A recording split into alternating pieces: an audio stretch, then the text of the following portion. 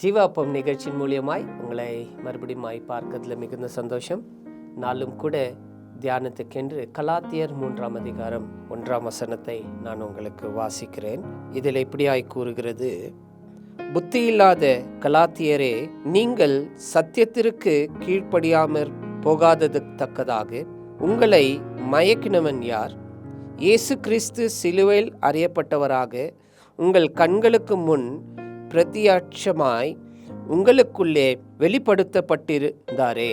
இந்த வசனம் நமக்கு என்ன சொல்லுகிறது என்று சொன்னால், இங்கே பவுல் கொஞ்சம் கோபமாக சில வார்த்தைகளை வைத்து கலாத்தியர் சபைக்கு பேசுகிறார். கலாத்தியர் சபை ஆரம்பிக்கும் பொழுது தேவ கிருபை இந்நாளை தான் நாம் ரட்சிக்கப்படுகிறோம், நம்முடைய பாவங்கள் இயேசு கிறிஸ்துடைய இரத்தத்தினாலே கழுவப்படுகிறது, நாம் பரலோகத்துக்கு போகிறதுக்கு அவருடைய கிருபை ஒன்று மாத்திரம்தான் இருக்கிறது என்று சொல்லி கற்றுக்கொண்ட இந்த கலாத்தியர் என்ன செய்கிறார்கள் என்றால், இந்த சபையினர்கள் நாட்கள் கடந்து போக போக மறுபடியுமாக நாம் சில நீதிகள் செயல்படுத்தும்படிக்காக சில கட்டளைகளை இப்படி கீழ்ப்படிந்தால்தான் நமக்கு இந்த ரட்சிப்பு கிடைக்கும் என்றதான சூழ்நிலைக்கு அவர்கள் சென்று விட்டார்கள்.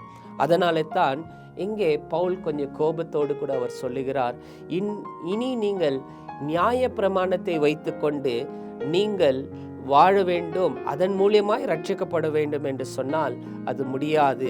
ஏனென்றால் இயேசு கிறிஸ்து நமக்கு மரித்து உயிர்த்தெழுந்து இருக்கிறதினாலே இந்த நியாய பிரமாணத்தை எல்லாவற்றையும் அவர் மூலியமாய் நமக்கு நிறைவேறப்பட்டு இருக்கிறது. அதனாலே இன்று அநேகர் என்ன செய்கிறார் என்றால், ஆரம்பத்தில் விசுவாசிக்கிறோம், அதன் பிற்பாடு அந்த விசுவாசத்தில் நாம் வாழாதபடிக்கு நாம இந்த பொய்யான சில காரியங்களை நாம் என்ன செய்கிறோம் என்றால் அதிலே வாழ்வதற்கு முயற்சி செய்கிறோம். அதை ஆங்கிலத்தில் லீகலிசம் என்று சொல்வார்கள். இப்படி வாழ்ந்தால்தான் நமக்கு ரட்சிப்பு கிடைக்கும் என்று சொல்லி நாம் வாழ வேண்டிய வாழ்க்கை இயேசு கிறிஸ்துவுக்குள்ளாய் நாம் வாழும் பொழுது எல்லா நீதிகளும் நிறைவேற்றும்படிக்காக நாம் வாழ முடியும்.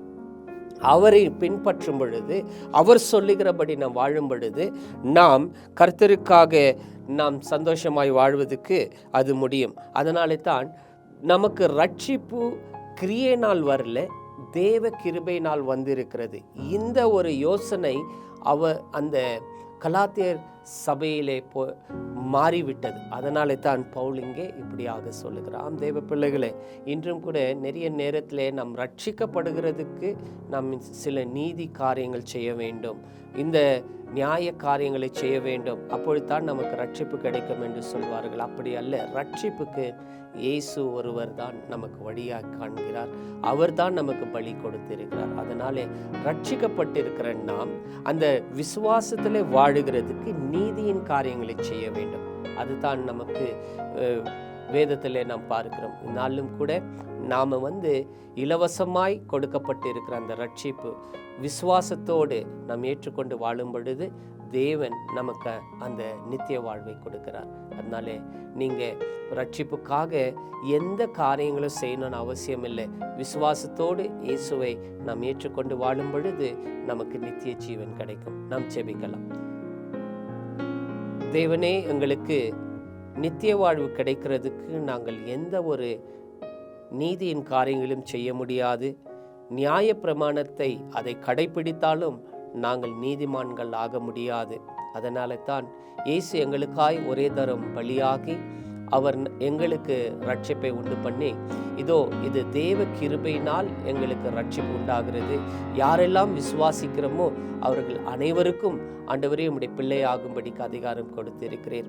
இன்று நிறைய பேர் ஆண்டவரே ரட்சிப்புக்காக ஆண்டவரே நீதியை செய்ய வேண்டும் என்று நினைக்கிறார்கள். ஆனால் நீரோ எல்லா நீதியும் நிறைவேற்றி எல்லா நியாயப்பிரமாணமும் எங்களுக்கு நிறைவேற்றி கொடுத்திருக்கிறீர்.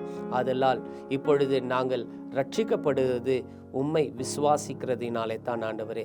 அப்பா, எங்களுக்கு இலவசமாக இந்த ரட்சிப்பை கொடுத்திருக்கிறேன். இந்த ரட்சிப்பின் வாழ்க்கை வாழ்வதற்கு நீதியின் காரியங்கள் அதை உறுதிப்படுத்தும்படிக்காக நாங்கள் செயலிலே அப்பா தேவனுக்கு மகிமைக்கென்று செயல்பட்டு வாழ ஒவ்வொரு நாளும் எங்களுக்கு உதவி செய்யும். ஒவ்வொரு தேவ பிள்ளைகளும் இந்த ஒரு விஷயத்தை அறிந்து கொண்டு வாழ செயல்படும். இயேசுவின் நாமத்தினால பிதாவே, ஆமென். தேவன் தாமே உங்களை ஆசீர்வதிப்பாராக. தொடர்ந்து வருகிற ஒவ்வொரு நிகழ்ச்சியும் பார்த்து தேவனுடைய ஆசீர்வாதத்தை பெற்றுக்கொள்ளுங்கள்.